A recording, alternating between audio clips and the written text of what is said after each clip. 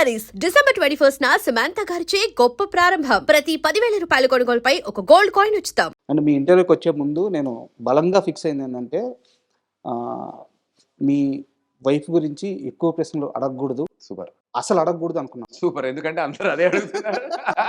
కానీ పర్లేదు. ఒకవేళ ఏదైనా బట్ ఒకే ఒక్క క్వెషన్ అడుగుతాను. అయ్యో! Please sir. ఐ అంటే వుడ్ లవ్ నేను టు టాక్ దానికి అబౌట్ హర్. ప్రత్యక్ష సాక్షిని. ఆ! 'సవారీ' సినిమా రిలీజ్ అయింది. ఆ! షో ఇంకా నడుస్తుంది. ఆ! మీరు లాస్ట్ క్లైమాక్స్‌కి ముందు బయటకొచ్చేసారు. ఆ! ఆ! చేతిలో సుదర్శన్‌లో. చేతిలో నా పాప కూతురు. ఉంది. అవును.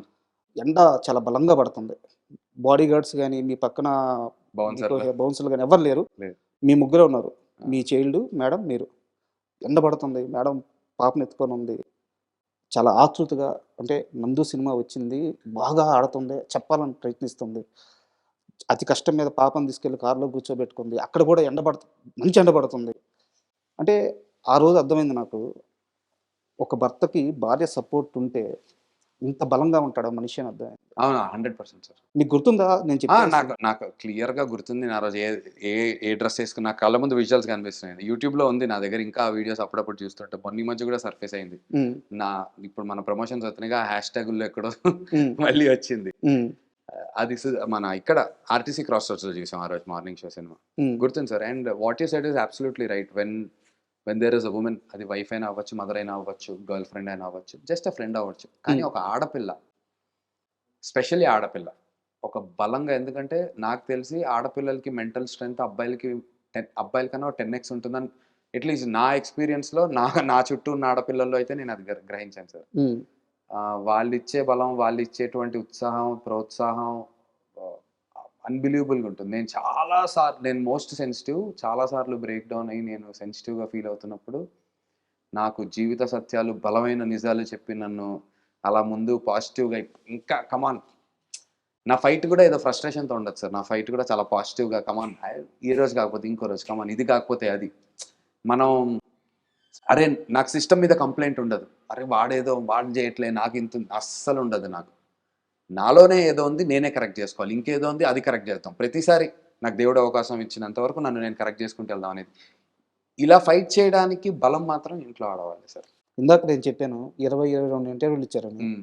అంటే నాకేమీ పెద్ద ప్రాబ్లమ్ లేదు. ఇప్పటివరకు ఆహ్, మాత్రం మీరు అడిగినవన్నీ వేరేవి అడిగారు కానీ అహా! లేదు. మీకు అనిపిస్తున్నాయా? వేరే వాళ్ళు డెఫినిట్‌గా వేరే వాళ్ళు అడిగినయి కాదు. వేరే వాళ్ళు అడగనివి మీరేవో కొత్తగున్నాయి మీవో 3, 4 ఇప్పటివరకైతే సో ఫార్. Thank you. అంటే నాకేం ప్రాబ్లమ్ లేదనే వర్డ్ ఎందుకు వాడానంటే, మీరు ఇచ్చిన ఆ 22 ఇంటర్వ్యూలో నాకు ఒక ఇంటర్వ్యూ పిచ్చగా నచ్చింది. హ్మ్.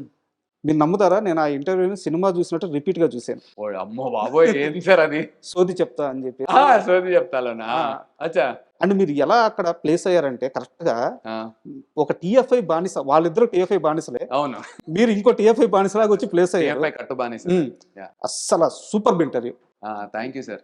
అలాగే నిజంగా మీలాగా కొంతమంది ఉన్నారు. హ్మ్. నాకు స్పెషల్లీ ఆ సోది చెప్పుతా గురించి మాట్లాడిన వాళ్ళు కొంతమంది ఉన్నారు. హ్మ్. విపరీతంగా ఎంజాయ్ చేశాను ఇది అని. హ్మ్. నాకు కూడా తెలీదు నేను అన్ని మాట్లాడతానా అని. అది అన్‌ప్రిపేర్డ్ సార్. ఉట్టి సైడ్ క్యారెక్టర్స్ గురించి మాట్లాడుకుందాం రండంటే ఎళ్ళిపోయాను. హ్మ్. ఇండస్ట్రీలో ఐ మీన్ ఇంకా చాలా మాట్లాడుకోవాల్సిన టైం అప్పటికే ఎంతో గంటన్నర, 2 గంటలు మాట్లాడినట్టున్నాం. One of my favourite interviews కూడా. తప్పకుండా. అలాగే నాకు ఇంకో ఇంటర్వ్యూ మీద ఒక కంప్లెయింట్ ఉంది. సీరియస్ కంప్లెయింటే. ఒక చిన్న బాబుతో ఒక 2, 3 వీక్స్ బ్యాకు ఒక ఇంటర్వ్యూ చేశారు. అతని పేరు ఏదో నాకు రొట్టా సంథింగ్ ఏదో వస్తది.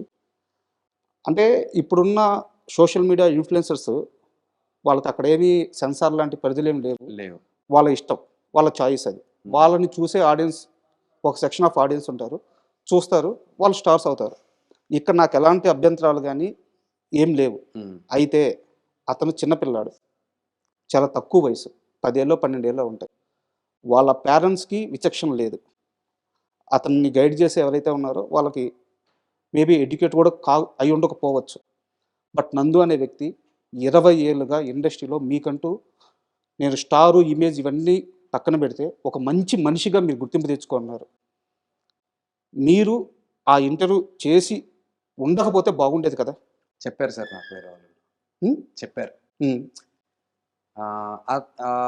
అతని కాంటెంట్ అంతా గూడా అంటే ఉట్టి నా ఇంటర్వ్యూ వరకు కాదు. మామూలుగా ఒకవేళ ఆయన చూస్తే తనున్నటువంటి ప్రాంతంలో, తన సర్కిల్‌లో వాళ్ళు చాలా కామన్‌గా, రెగ్యులర్‌గా అదే కాంటెంట్. హ్మ్. ఇప్పుడు మనం ఉన్నటువంటి నేనేమి I'm not backing it. I'm not trying to అంటే దానికి ఏదో మోరల్ వాల్యూ యాడ్ చేయడానికి ప్రయత్నం కాదు. అతని కాంటెంట్ అది సార్. అతని కంటెంట్ అది. ఎప్పటి నుంచో, ఇప్పుడు అవును. కాదు, గత 2 ఏళ్ళగానో 3 ఏళ్ళగానో మిలియన్స్‌లో వ్యూస్ ఉంటాయి. ఇప్పుడు మీరు ఎలా అయితే సోది చెప్పారో అలా నాకు రొట్టెగాడి గురించి వచ్చి, అన్న అసలు అందులో నువ్వు మావోడిలా కనిపించినావే, నువ్వు అసలు అన్న వాళ్ళు కూడా ఉన్నారు నాతో. Hmm. So there is a set of audience that loves that part.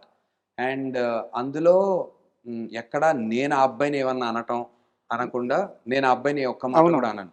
నన్ను నేను అనుకుంటా మాట అవును. అయితే. కానీ కొన్ని పదాలు వచ్చిన మాట వాస్తవం. I'm not trying to add values to it. ఇప్పుడు మనం ఉన్నటువంటి ఈ సినిమాని ఎలాగైనా తీసుకెళ్ళాలి అనేటువంటి ఒక ప్రయత్నంలో ఏమవుతుందంటే సార్, ఎనీథింగ్ నువ్వేం చెప్తావు, నన్ను షర్టిప్పేసి రోడ్డు మీద తిరగమంటావు, తిరుగుతా. హ్మ్. మా టీం అంటూ ఉంటారు, నందన్న ఒక టికెట్ కోసం బట్టలిప్పి రోడ్ అక్కడ రామానాయుడు గేట్ దగ్గర షర్టిప్పేసి నుంచోమంటే కూడా నుంచుంటాడు, అంత కసి అని అంటూ ఉంటారు. హ్మ్. హ్మ్. నాకు నిజంగా ఆ కసి ఉంది. సో ఆ ప్రాసెస్‌లో, ఆ జర్నీలో కొన్ని మిస్ఫైర్ అవుతాం. దాన్ని ఫేస్ చేయాలి. ఇప్పుడు మీరు చెప్పారు, అలా చెప్పిన వాళ్ళు ఉన్నారు ఖచ్చితంగా. సార్. 1, 2 విషయాలు నాట్ జస్ట్ రొట్టెగాడు, ఇంకోటి కూడా 1, 2 ఉన్నాయి వేరేవేవో. హ్మ్. హ్మ్. చెప్పిన వాళ్ళు ఉన్నారు. ఇంకంతే సార్. ఇలాంటి ఎక్స్‌పీరియన్స్ అంతకుముందు లేదు. ఇప్పుడొచ్చింది. ఇప్పుడు నెక్స్ట్ ఏం చేయగలుగుతాం జాగ్రత్తగా అనేది జాగ్రత్త పడాలి. ఓకే. నేర్చుకొని. ఈ సినిమా ఫస్టు టీజర్, ట్రైలర్ అక్కడ ఈ ఈవెంట్స్ లాంచ్ అయ్యేటప్పుడు చాలా ఎమోషనల్ అయ్యారు. ఏడ్చేశారు. ట్రైలర్ లాంచ్ అప్పుడు. అంటే మీరు ఏడ్చింది దానికి కారణం ఏందంటే ఉంది. అది చాలా సంవత్సరాల నుంచే ప్రయత్నిస్తున్నాను, రావాల్సినంత పేరు రావట్లేదు అని చెప్పేసి మీరు బాధపడి ఉండొచ్చు. బట్ నందుని ఇండస్ట్రీలో తొక్కేస్తున్నారు అనే ఒక ప్రాస్పెక్టివ్ మీడియాలోకి వెళ్ళిపోయింది మీరు ఏడవడం వల్ల. అవునా సార్? నిజంగా నందుని ఎవరైనా ఇండస్ట్రీలో తొక్కారా? తొక్కటం అనేది ఉండదు సార్. హ్మ్. నేను మంచి సినిమా చేస్తే ఇండస్ట్రీ నన్ను తీసుకుని పువ్వుల్లో పెట్టుకుంటుంది. హ్మ్. ఇండస్ట్రీలో తొక్కటం అనేది లేదు సార్. కాకపోతే ఏంటంటే హిట్ లేదు అనేసరికి ఇప్పుడు మీ ఉద్దేశంలో నేను టాలెంట్ ఉన్న యాక్టరా కాదా?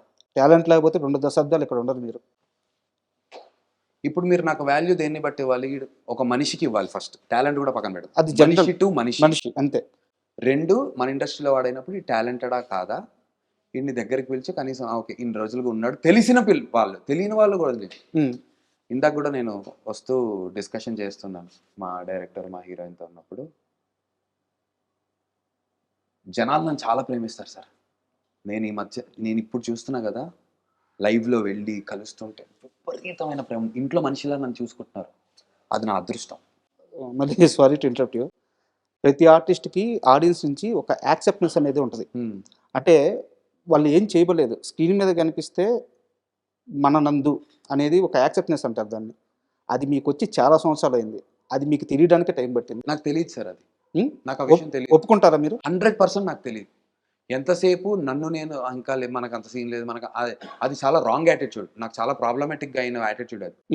నేను ఎప్పుడైతే ఈ నెల రోజులుగా ప్రతి ఊరు, ప్రతి కాలేజు, ప్రతి మనిషిని పర్సనల్‌గా వెళ్లి కలుస్తున్నానో, వాళ్ళు చూపించే ప్రేమ నా పైన అసలు సొంత మనిషిగా దగ్గర తీసుకున్నారు. అసలు నాకు ఎంత ఆనందంగా ఉన్నానంటే ఆ స్టేట్ గురించి చాలా ఆనందంగా ఉన్నాను.